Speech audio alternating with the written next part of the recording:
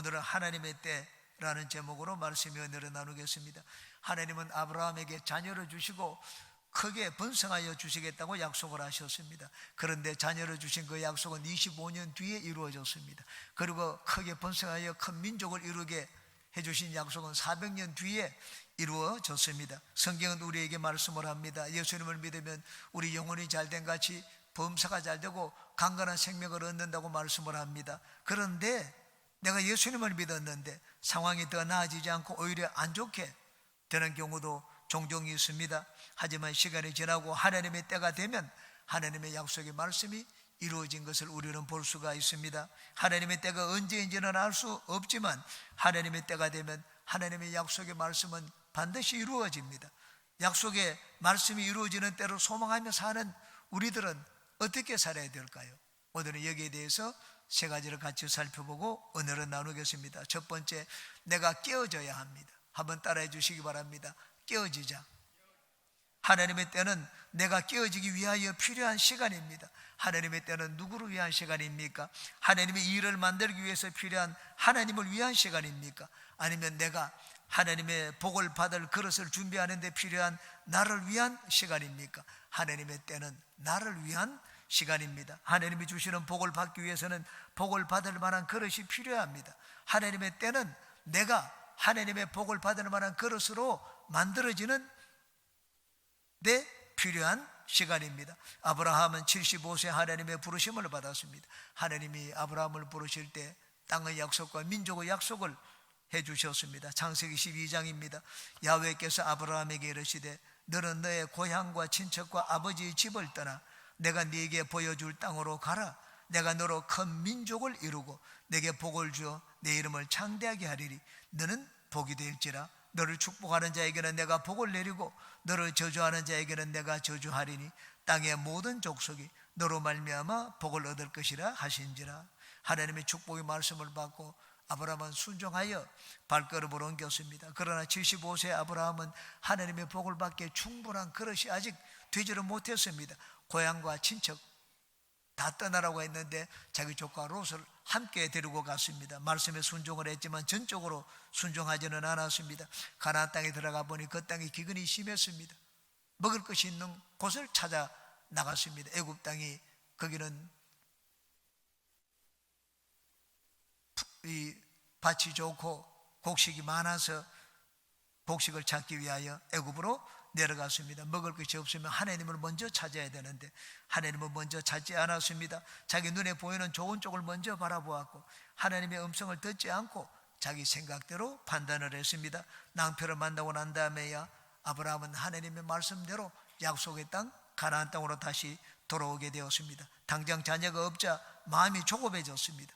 다메섹의 길은 이 종을 내 후사로 삼겠다고 했습니다. 하나님은 아니라고 했습니다. 너희 몸에서 나는 자가 너희 후사가 될 것이라고 말씀을 하셨습니다. 10년을 기다렸습니다. 그래도 자녀가 없었습니다. 그러자 이제는 아내 사레의 말을 들었습니다. 아내 여종 하갈과 동침하여 서자 이스마엘을 낳았습니다. 이스마엘을 낳고 난 다음에도 아브라함에게 자식이 생기지 않았습니다. 그래서 아브라함은 자기 내 피가 섞였으니 이 서자도 나의 상속자가 될 수가 있다. 그래서 이스마엘을 자기의 상속자로 생각을 했습니다. 그렇게 시간이 흘러서 99세가 되었습니다. 이제 아브라함의 남성이 죽고 아내 사레의 월경도 끊어졌습니다. 상식과 경험으로 생각을 할 때 더 이상 아브라함과 사레 사이에서는 자녀를 가질 수가 없는 그런 상황이 되었습니다. 그런데 그때 하나님이 나타나셔서 24년 전에 약속한 그 약속의 자녀를 이제 너에게 주겠다고 말씀을 하셨습니다. 인간의 경험과 상식으로 더 이상 자녀를 낳을 소망이 사라진 그때 하나님이 나타나셔서 자녀를 주시겠다고 하셨습니다. 참으로 충격적인 말씀이었습니다. 그런데 바로 그때가 하나님의 때였습니다. 이때는 인간의 힘으로 자녀를 가질 수 없는 때였습니다. 하나님이 아니고서는 도저히 기적이 아니고는 자녀를 가질 수 없는 때였습니다. 만약에 자녀를 얻게 된다면 그것은 인간의 공로는 하나도 없고 전적인 하나님의 은혜였습니다. 바로 그때가 하나님의 때였습니다. 하나님의 때는 인간의 모든 것을 부정하는 때입니다. 나의 지혜도 내려놓고 나의 능력도 내려놓고 내 힘도 내려놓고 나의 모든 수단과 방법을 내려놓고 하나님 앞에 무릎을 꿇는 때입니다. 아브라함은 이전에는 자기 힘과 노력과 의지로 하나님의 뜻을 이루어보려고 여러 번 애를 썼습니다. 그런데 나이 99세가 되어서는 하나님이 아니고서는 자녀를 가질 수 없는 그런 상황에 이르렀습니다. 자기와 아내 사라 사이에서 자녀를 낳겠다는 모든 소망을 포기한 때였습니다. 그런데 그때 하나님이 나타나셔서 자녀를 주시겠다고 하셨습니다. 아브라함은 그 말씀을 듣고 속으로 웃었습니다. 사례도 천막에서 그 말씀을 듣고 속으로 웃었습니다. 이스마엘이나 하나님 앞에 살면 좋겠다, 그렇게 생각을 했습니다. 그러자 하나님이 말씀을 하셨습니다. 너희들이 웃었구나. 우리는 안 웃었습니다. 아니다, 너희들이 웃었다. 내년에 너희들이 자녀를 낳을 텐데 아기의 이름을 웃음이라고 지어라고 말씀을 하셨습니다. 전능하신 하나님에게 능히 하지 못할 일이 있겠느냐 말씀을 하셨습니다. 하나님은 어떤 분이시며 어떤 일을 행하시는지를 가르쳐 주시기 위하여 평생에 너희 아들을 볼 때 웃음이라고 부르라고 말씀을 했습니다. 웃음은 이삭입니다. 우리가 하나님의 약속의 말씀을 받았다고 해서 그 말씀이 금방 이루어지는 것이 아닙니다. 내가 그 말씀을 받기 위하여 자아가 깨어지는 시간이 필요합니다. 우리가 하나님의 약속의 말씀을 받으면 마음이 흥분됩니다. 그러나 하나님의 약속의 말씀이 이루어질 때는 그때가 아닙니다. 시간이 필요합니다. 그 시간은 내가 하나님의 복을 받는 그릇으로 만들어지는 시간입니다. 그 시간은 내가 깨어지고 변화되는 시간입니다. 그 시간은 하나님을 위한 시간이 아니라 나를 위한 시간입니다. 그러므로 하나님의 약속의 말씀이 여러분의 삶에 이루어지기를 원하는 분들은 빨리 깨어진 사람이 되시기 바랍니다. 하나님이 나를 위해서 무엇을 만들기를 기다리지 마시기 바랍니다. 내가 깨어지시기 바랍니다. 환경적인 어려움은 여러분을 깨뜨리기 위하여 하나님이 사용하시는 수단이라는 것을 깨닫고 빨리 깨어지시기 바랍니다. 겸손한 사람이 되시기 바랍니다. 나를 부인하는 사람이 되시기 바랍니다. 철저하게 순종하는 사람이 되시기 바랍니다. 하나님과 복음을 위하여 사는 사람이 되시기 바랍니다. 하나님의 축복의 말씀을 듣는 여러분 모두가 빨리 깨어지고 변화되어 하나님의 복을 담는 큰 그릇들이 되시기를 주님의 이름으로 축원합니다. 두 번째, 믿음으로 인내해야 합니다. 한번 따라 하시기 바랍니다. 믿음으로 인내하자. 하나님의 약속의 말씀을 받아들인 뒤 그 약속이 이루어지는 하나님의 때가 되기까지 우리는 기다려야 합니다. 믿음으로 인내하며 기다려야 됩니다. 봄에 씨앗을 뿌린 뒤 가을에 열매를 거둘 때까지 우리는 기다립니다. 씨를 뿌렸다고 해서 금방 열매가 맺히는 것이 아닙니다. 하나님의 말씀을 내가 받았다고 해서 당장 나에게 무슨 일이 생기는 것이 아닙니다. 하나님의 나에게 말씀을 주신 것은, 약속의 말씀을 주신 것은 하나님의 뜻을 보였을 뿐입니다. 그 뜻이 이루어지기까지는 시간이 필요합니다. 다윗은 사무엘 선지자에게 기름을 받아서 이스라엘 왕으로 세움을 받았습니다. 20살이 되기 전에 하나님은 다윗을 왕으로 세웠습니다. 그런데 다윗이 실제 왕으로 등극한 것은 30세였습니다. 그로부터 10년 동안 이 다윗은 쫓겨다니는 도망자, 도피자의 신세가 되었습니다. 몇 번이나 죽을 뻔한 위기를 만났습니다.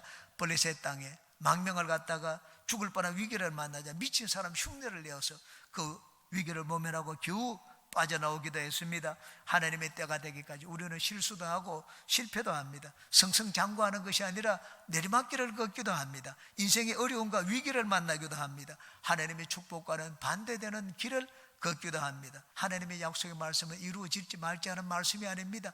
반드시 이루어지는 보장이 있는 말씀입니다. 어떻게 그런 보장이 있습니까? 하나님이 아브라함에게 약속을 하실 때 맹세했습니다. 하나님의 이름을 걸고 맹세했습니다. 하나님의 이름을 걸고, 왜? 하나님보다 더 높은 사람 이름을 걸어야죠. 맹세를 할 때는. 그렇지 않습니다. 하나님보다 높은 사람이 없기 때문에 하나님께서 하나님의 이름으로 맹세를 하셨습니다. 여러분, 하나님보다 더 높은 분이 없이 하나님의 이름으로 맹세했다는 말은 이것은 반드시 이루어진다는 말입니다. 그러므로 우리가 하나님의 약속의 말씀을 듣고 받았을 때는 그 말씀이 반드시 이루어진다는 것을 믿는 믿음이 필요합니다. 하나님의 때가 될 때까지 중간에 결코 포기해서는 안 됩니다. 약속의 말씀이 이루어지는 하나님의 때가 될 때까지 우리는 인내하고 믿음으로 기도하며 기다려야 합니다. 기다리는 동안 우리가 가져야 하는 것은 하나님의 말씀이 반드시 이루어진다는 확신입니다. 로마서 4장은 아브라함이 약속의 자녀를 받을 때까지 인내하고 기다린 그 믿음을 우리에게 보여주고 있습니다. 로마서 4장입니다. 그가 백세나 되어 자기 몸이 죽은 것 같고 사라의 태가 죽은 것 같음을 알고도 믿음이 약하여지지 아니하고 믿음이 없어 하나님의 약속을 의심하지 않고 믿음으로 견고하여져서 하나님께 영광을 돌리며 약속하신 그것을 또한 능히 이루실 줄을 확신하였으니. 아브라함은 하나님의 약속의 말씀을 믿되 끝까지 믿었습니다. 우리가 하나님을 믿으면 끝까지 믿어야 됩니다. 하나님을 믿되 끝까지 믿는 것이 무엇입니까? 그것이 인내입니다. 믿음은 인내하는 것입니다. 인내가 어디서 나옵니까? 믿음과 확신에서 나옵니다. 소망에서 나옵니다. 하나님의 약속의 말씀은 하나님의 때가 되면 반드시 이루어집니다. 하나님의 때가 될 때까지 나에게 필요한 것은 인내하는 믿음입니다. 하나님의 때가 되기까지 우리에게 필요한 것은 믿음으로 인내하는 것입니다. 강철왕 카네기의 사무실에는 풍경화 한 점이 걸려 있었습니다. 물이 빠져나간 황량한 바닷가에 빈배가 한 척 거기 댕거라니 정박해 있는 그림이었습니다. 황량한 모습의 그림이었습니다. 그런데 그 밑에 글귀가 하나 적혀 있었습니다. 반드시 밀물이 밀려오리라. 그날 나는 바다로 나아가리라. 카네기는 아주 춥고 배고팠던 청년 시절에 이 그림을 만나서 큰 소망을 얻었습니다. 그래, 내가 난 여기 있는 그림처럼 나에게도 밀물이 들어올 때가 있다. 나는 부자가 될 수가 있다. 소망을 가졌습니다. 나중에 카네기가 성공하고 난 다음에 아주 비싼 가격에 이 그림을 구입을 했습니다. 그리고는 자기 집무실에 그 그림을 걸어놓았습니다. 하나님은 반드시 약속의 말씀을 이루는 분이라는 것을 믿는다면 우리는 인내할 줄 알아야 됩니다. 인내가 하나님을 믿는 믿음입니다. 기독교인은 로마의 박해를 받을 때 200년 동안 지하 동굴에서 살았습니다. 카토쿰이라는 곳에서. 카토쿰에 살던 기독교인들은 결코 절망하지 않았습니다. 그들은 그 속에서 태어나서 그 속에서 죽으면서 벽에다가 글을 적어 놓았습니다. 절망적인 것은 하나도 없습니다. 모두가 소망의 글입니다. 히틀러가 유대인들을 학살할 때, 대학살이 있을 때 이 가스실로 가기 전에 한 유대인이 그 캠프에 벽에다가 글을 적어 놓았습니다. 이런 글을 적어 놓았습니다. 나는 태양을 믿습니다. 태양이 구름에 가리워져 있어도 나는 사랑을 믿습니다. 사랑이 보이지 않더라도 나는 하나님을 믿습니다. 하나님의 음성이 들리지 않아도. 믿음이란 보이지 않는 것을 보는 것 이상으로 확신하는 것입니다. 믿음이란 아직 내 손에 잡히지 않은 것을 잡은 것보다 더 확신하는 것입니다. 믿음이란 아직 나타나지 않았지만 하나님의 때를 바라보고 인내하고 기도하며 기다리는 것입니다. 그리고 성실하게 인생을 살아야 됩니다. 요셉은 가만히 앉아서 하나님이 자기를 높여줄 때를 기다리지 않았습니다. 성실하게 인생을 살았습니다. 종으로 있을 때도 성실했고 감옥에서도 성실했습니다. 애굽의 총리가 되어서도 요셉은 성실했습니다. 하나님이 이루어지시는 때를 기다리기 위해서는 하나님께 충성스럽고 성실해야 됩니다. 한결같은 믿음으로 주님을 섬겨야 됩니다. 꿈을 이루기 위해서는 성실하게 노력을 해야 됩니다. 저는 한국에 난 세계적인 피아니스트 김지연 씨, 이사도라 김입니다. 김지연 씨 이야기를 읽어보았습니다. 2011년 1월 8일 16세의 어린 나이로 미국 뉴욕 카네기홀 무대에서 클래식 음악 역사상 아무도 도전한 적이 없는 세계 4대 그랜드 피아노 협주곡을 연주했습니다. 차이콥스키 피아노 협주곡 1번, 베토벤 피아노 협주곡 5번 황제, 프로코피에프 피아노 협주곡 3번, 라흐마니노프 피아노 협주곡 2번. 이걸 다 합하면 전체가 500페이지가 넘습니다. 그런데 그걸 보지 않고 쳐야 됩니다. 저희 며느리는 음악 박사학위를 받았는데 논문을 제출하는 것이 아니고 피아노 실기를 연주하는 것이라고 했습니다. 그럼 실기를 어떤 것을 연주하는가? 곡을 외워가지고 1시간 동안 쳐야 된다고 했습니다. 여러분 악보 없이 1시간 동안 피아노 연주해야 된다고 합니다. 이거 4개의 곡을 연주하는데 시간이 3시간이 넘더라고요. 제가 한 곡을 봤습니다. 한 곡을 보니까 46분 걸리더라고요. 치는데 진짜 천사처럼 피아노 음반을 두들기는 것을 봤습니다. 그녀는 초등학교 졸업 후에 가족과 함께 베트남으로 이민을 갔습니다. 한 피아노 교사로부터 이런 말을 들었습니다. 이 정도 실력 가진 아이는 바다에 모래알처럼 많습니다. 자존심이 상했습니다. 충격을 받았습니다. 그 말을 듣고는 집에 돌아가서 피아노를 연습하기 시작했습니다. 하루에서 6시간에서 8시간씩 피아노를 쳤습니다. 이웃집에서 시끄럽다고 벽을 쳤습니다. 벽이 뚫어질 정도로 쳤습니다. 그러자 나중에는 피아노에다가 이불을 덮어 씌워가지고 담요를 덮어 씌우고 피아노를 연습을 했습니다. 가르치는 교사가 없습니다. 너무 가난했기 때문에 유튜브 동영상을 가지고 피아노를 배웠습니다. 손을 놀릴 때는 어떻게 놀리나, 유튜브에 동영상에 있는 그대로 손놀림을 배웠습니다. 블라디미르 호르비츠가 연주하는 것을 보고 손가락 움직이는 것을 배우고 연습을 했습니다. 그러고 난 다음에 마르타 아레리치라고 하는 분의 연주를 보고 연습을 했습니다. 베트남입니다. 우리나라보다 못 사는 나라입니다. 그러나 그 실력이 너무나 출중했습니다. 카네기 미국 카네기 홀에서 연주를 하는데 신청을 하면 적어도 6개월이 걸립니다. 그러나 4개월 만에 허락을 받았습니다. 그곳에서 연주를 하고 기립 박수를 받았습니다. 이 김지은 씨 소원이 있습니다. 예수님 앞에 하늘나라 가서 하나님과 많은 하나님의 백성들 앞에서 피아노를 연주하는 것이 자기의 꿈과 소망이라고 했습니다. 천상의 피아니스트가 되고자 하는 꿈이 있었기 때문에 피눈물 나는 연습을 했습니다. 하나님의 때가 되자 하나님이 그를 높여주시고 영광을 받으셨습니다. 우리가 하나님이 그 꿈과 약속을 반드시 이루어 주신다는 것을 믿는다면 첫째는 포기하지 말아야 됩니다. 둘째는 성실하게 인생을 살아야 됩니다. 셋째는 끝까지 믿음으로 인내해야 됩니다. 하나님의 약속을 믿는 여러분들은 믿음으로 인내해서 하나님의 때를 보시기를 주님의 이름으로 축원합니다. 세 번째입니다. 하나님의 영광을 위하여 살아야 됩니다. 한번 따라 하시기 바랍니다. 하나님의 영광을 위하여 살자. 하나님의 때는 하나님 보시기에 가장 영광스러운 때입니다. 하나님의 때는 내가 보시기에 좋은 시간이 아닙니다. 하나님이 보시기에 좋은 시간입니다. 어느 때에 나타나셔야 할지를 하나님은 잘 알고 계십니다. 세상에도 타이밍이라는 것이 있지 않습니까? 모든 것이 타이밍이 맞지 않으면 일이 제대로 되지를 않습니다. 공을 칠 때도 타이밍이 맞아야 되고, 누가 났을 때도 타이밍이 맞아야 되고, 사업을 시작할 때도 타이밍이 맞아야 됩니다. 농사를 할 때도 타이밍이 맞아야 됩니다. 씨를 뿌릴 때 뿌려야 되고 거둘 때 거두어야 됩니다. 그런데 하나님은 타이밍을 잘 맞추는 분입니다. 어느 때 나타나야 하실지를 잘 아시는 분입니다. 내가 원하는 이 시간에 하나님이 나타나시면 좋을 것 같은데 종종 그때 나타나시지 않습니다. 하나님이 원하시는 시간, 하나님이 가장 적합하다고 하는 시간에 하나님이 나타나십니다. 세상적인 말로 하면은 가장 히트를 칠 때 하나님이 나타나십니다. 성경적으로 얘기하면 하나님이 가장 영광을 받으실 때 하나님이 나타나십니다. 하나님의 때는 인간이 낮아지는 때입니다. 하나님만의 자랑을 얻고 높임을 얻는 때입니다. 하나님은 아브라함이 이제 더 이상 인간의 생각과 의지로 자녀를 가져보겠다는 그런 이제는 꿈과 소망이 무너졌을 때, 인간의 모든 수단과 방법이 이제는 무너졌을 때 아브라함에게 나타나셔서 자녀를 주시겠다고 했습니다.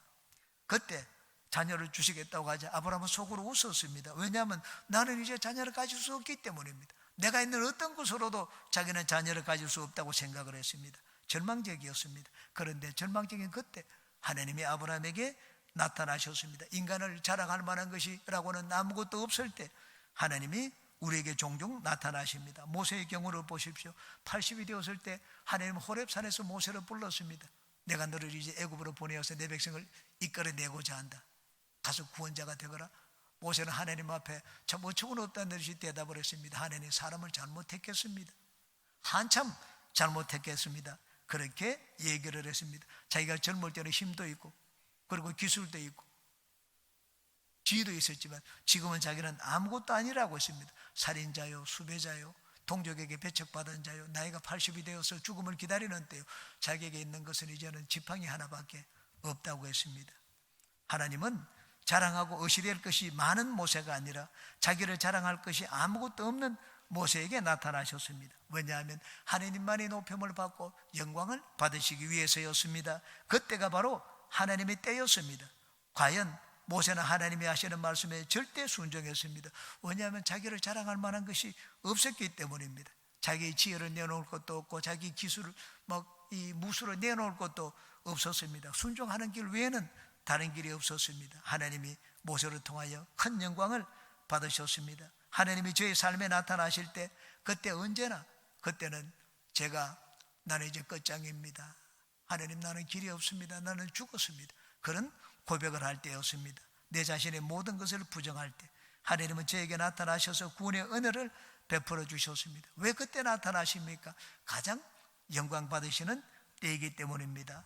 그러므로 하나님의 때는 종종 나에게 편한 시간이 아닙니다. 하나님의 때는 나에게는 참으로 절망적인 때입니다. 하나님의 때는 인간의 모든 지혜와 노력과 의지가 동일한 때입니다. 나니가 이젠 아무것도 할 수 없는 때입니다. 내 자존감이 한없이 낮아진 때입니다. 내가 이제 벼랑 끝에 선 때입니다. 그런데 바로 그때가 하나님의 때입니다.